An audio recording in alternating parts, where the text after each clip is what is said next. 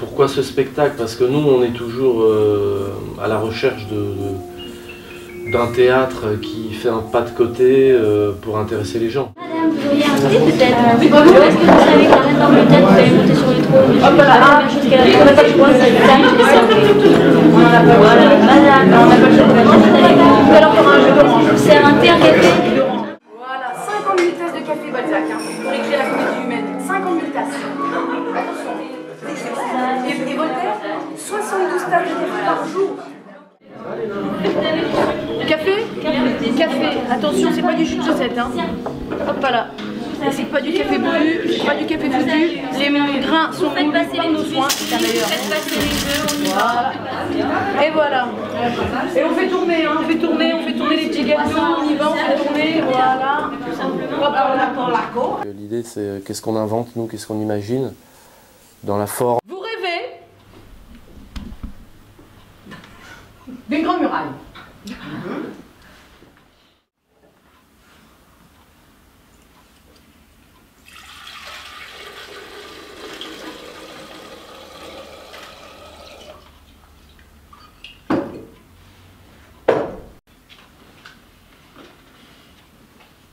L'avenir enfonce un couteau dans mon présent.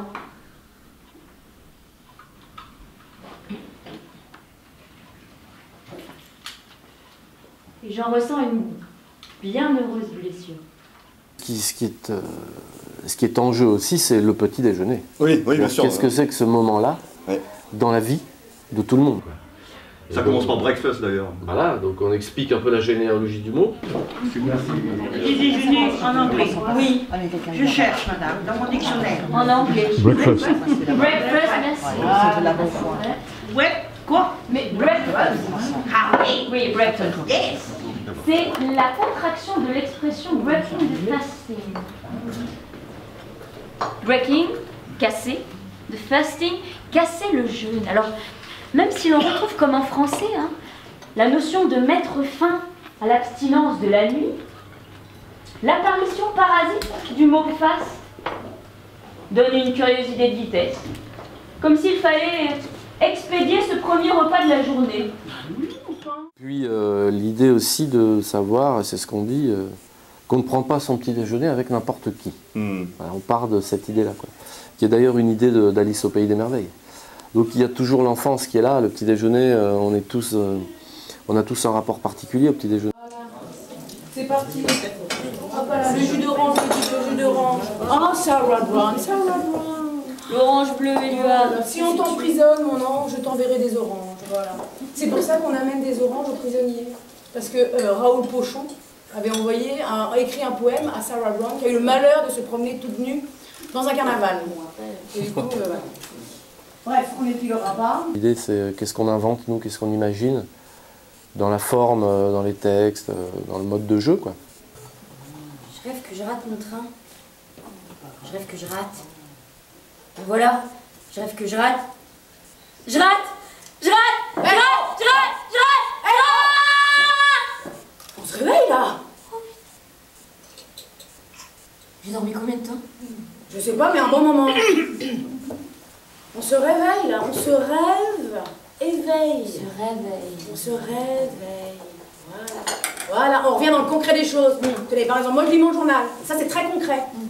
Mais attention, Albert Camus a dit, les citoyens doivent se réveiller. Les consommateurs de propagande doivent redevenir des lecteurs critiques. Qui fasse que voilà, on soit dans le plaisir. Très bonne confiture. Oui, en tout cas, j'en veux pas aujourd'hui. Ah bah même si vous en vouliez, vous n'en auriez pas.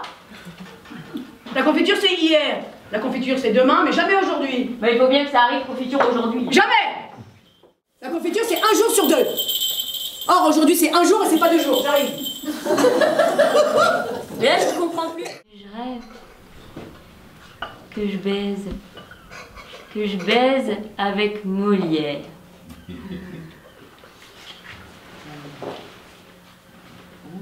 Mais je rêve qu'on me refuse ma carte de séjour. Que j'ai un enfant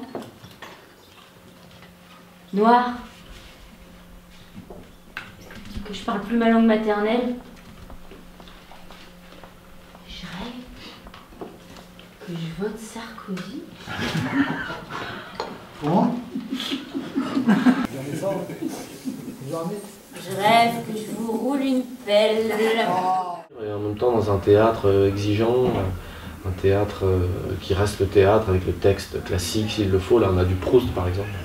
Mais, quand d'un passé ancien, rien ne subsiste, après la mort des êtres, la destruction des choses, seule, plus frêle, mais plus vivace, plus fidèle, plus persistante, l'odeur et la saveur restent encore longtemps. À porter, sans fléchir, sur leurs gouttelettes presque impalpables, l'édifice immense